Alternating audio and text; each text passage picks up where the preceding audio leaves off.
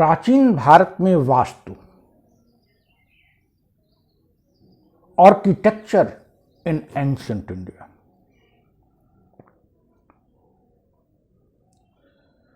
आश्चर्य की बात है कि 4500 साल पहले हमारा वास्तु जिस ऊंचाई पर था उससे वह 500-700 साल में ही पराभूत हो गया और फिर वह ऊंचाई प्राप्त करने में उसको हजारों साल लगे। हमारा इशारा हड़प्पा सभ्यता पर है। लगभग 2500 बीसी में उद्भूत और विकसित यह सभ्यता वास्तु की दृष्टि से बहुत उन्नत थी।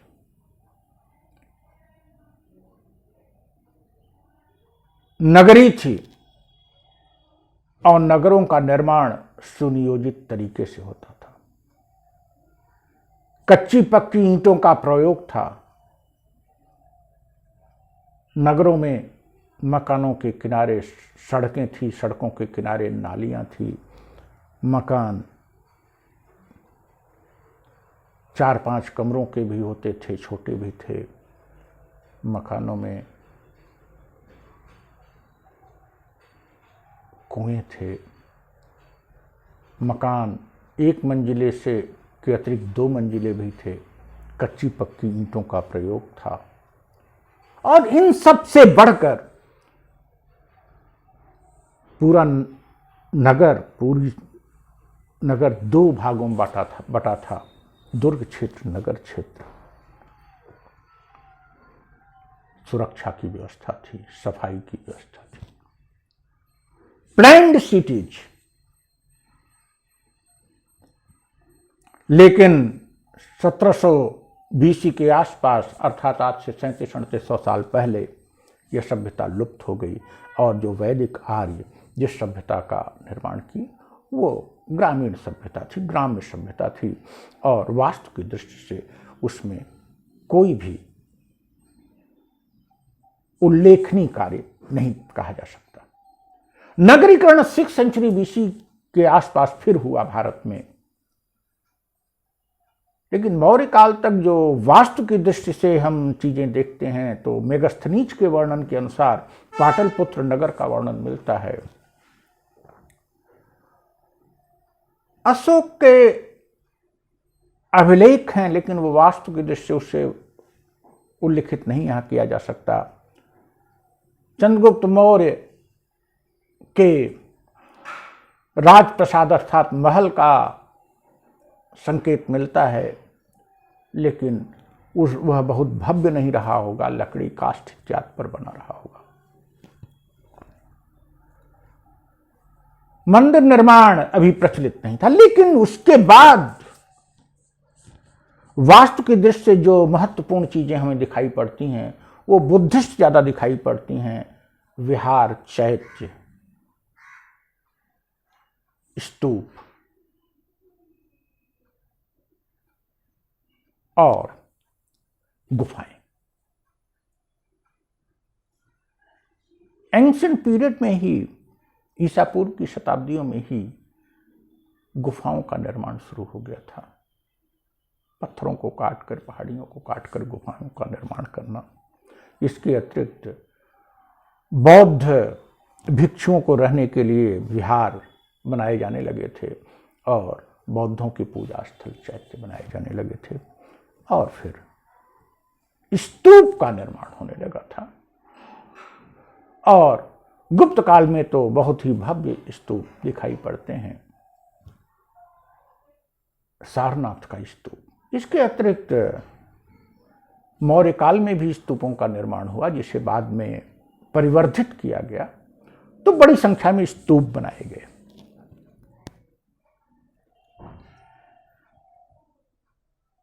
अभी विभिन्न राजतंत्री शासकों के भव्य महल नहीं दिखाई पड़ रहे हैं और न ही मंदिर दिखाई पड़ रहे हैं। मंदिरों के निर्माण की शुरुआत कब हुई यह स्पष्ट रूप से नहीं कहा जा सकता, लेकिन अवशेष जो मिले हैं वो गुप्त काल और गुप्त काल के बाद के मिले हैं।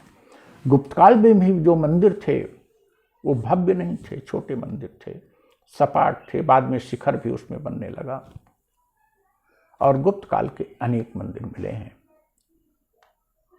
उत्तर भारत में, खास करके मध्य प्रदेश के क्षेत्रों में बड़ी संख्या में मिले हैं, उत्तर प्रदेश के क्षेत्रों में भी मिले हैं और राजस्थान में भी मिले हैं।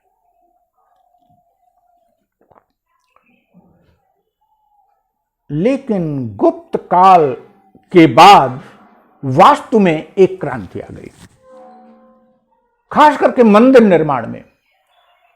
मंदिर निर्माण में 3 शैलियां विकसित हुई, नागर, बेसर और द्रविड़। नागर शैली विंध्य पर्वत से लेकर जम्मू कश्मीर करके क्षेत्रों में जो मंदिर बने वो नागर शैली में बने, और विंध्य पर्वत के नीचे कृष्णा नदी के ऊपर तक जो मंदिर बने वो बेसर शैली के माने जाते हैं। उड़ीसा के ज्यादातर मंदिर बेसर शैली के माने जाते हैं, इधर नीचे के। लेकिन कृष्णा नदी के नीचे जो मंदिर बने दक्षिण भारत में वे द्रविड़ शैली के बने। इस काल में भव्य मंदिर बने। मंदिर निर्माण की दक्षिण भारत में एक मम्मलपुर शैली ही विकसित हो गई, महाबलीपुरम मम्मलपुर शैली। और वहां पहाड़ियों को काटकर बड़े बड़े मंदिरों की रचना हुई, उनका शिखर बहुत बड़े बड़े किए गए, लंबे लंबे किए गए। इसके अतिरिक्त सांची के अतिरिक्त बृहदेश्वर मंदिर चोल शासकों द्वारा अत्यंत उल्लेखनीय है। उड़ीसा के मंदिर, चाहे जगन्नाथ मंदिर हो चाहे अन्य मंदिर हों, उल्लेखनीय है। कोणार्क का सूर्य मंदिर उत्तर भारत में आइए तो महत्वपूर्ण है। और भव्य मंदिरों का मंदिर वास्तु बहुत बड़े पैमाने पर विकसित हुआ। स्तूप भी भव्य बने। धमेक स्तूप जो सारनाथ का है, ऐसा उल्लेख मिलता है कि गुप्त काल के बाद है। धातुओं का प्रयोग बड़े पैमाने पर हुआ। मेहरौली का स्तंभ लेख आज भी वैज्ञानिकों के लिए एक चमत्कार ही है कि किन किन धातुओं का प्रयोग किया गया उसमें। लेकिन अभी भी भव्य महल नहीं दिखाई पड़ रहे हैं, राजप्रासाद, बड़े बड़े महल नहीं दिखाई पड़ रहे हैं। मंदिर निर्माण में पूर्व मध्यकाल तक राजपूत शासकों के काल में उत्तर भारत में अनेक मंदिर बने। खजुराहो के मंदिर जिसमें बहुत उल्लेखनीय है,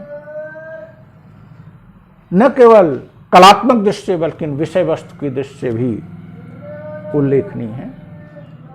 काम भावना के विषय वस्तु से ओतप्रोत ये मंदिर। लेकिन वास्तविक रूप में जो मंदिरों की भव्यता है, विशालता है, निर्माण की दृष्टि से, आकार की दृष्टि से, सौंदर्य की दृष्टि से, वह दक्षिण भारतीय मंदिरों में दिखाई पड़ती है। और इनमें कांची के मंदिर, पुरी के मंदिर, तंजौर का बृहदेश्वर मंदिर अत्यंत उल्लेखनीय है। इस प्रकार से प्राचीन काल में वास्तु के